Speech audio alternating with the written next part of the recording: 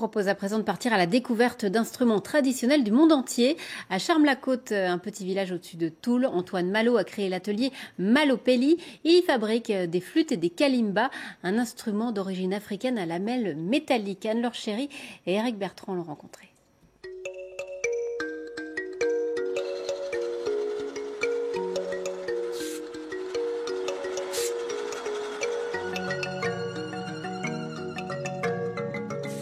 De l'ébène, un des bois les plus denses du monde et les plus durs à façonner, pour en faire des flûtes traversières au son puissant. Mais aussi du noyer, du merisier ou des bois locaux pour les quénas ou les fifres. C'est en jouant qu'Antoine Malo s'est pris de passion pour les flûtes du monde entier et a décidé de devenir artisan.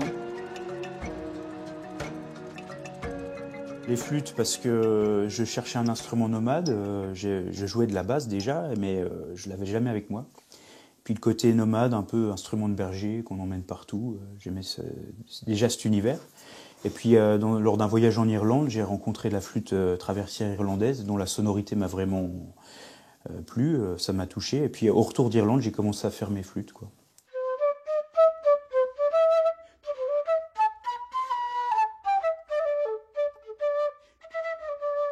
Ça, c'est la flûte des Andes, qu'on retrouve finalement dans toute l'Amérique latine, qui s'appelle aussi la quena.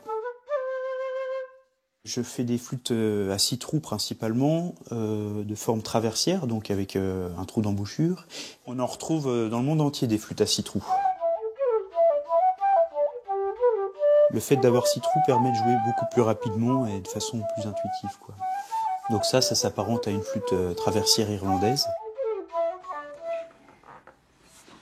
Dans l'atelier Malo-Pelli, Antoine fabrique également des kalimbas, un instrument qu'on appelle aussi sanza ou piano à pouce. Le berceau de la kalimba, c'est le sud de l'Afrique, donc au sud de l'équateur, l'Afrique australe principalement. C'est classé dans la famille des lamellophones à peigne, c'est-à-dire qu'on a plusieurs lamelles qui chacune produit une note différente et qui sont alignées. Il y a des modèles à caisse de résonance donc, qui essayent de se rapprocher de certaines sonorités traditionnelles. Là, en l'occurrence, c'est plutôt Congo ou Ouganda. Et ensuite, il y a des modèles comme par exemple au Zimbabwe qui sont faits seulement d'un bloc de bois plein et qui vont être posés sur un support qui va être un résonateur comme les calebasses qui sont utilisées au Zimbabwe.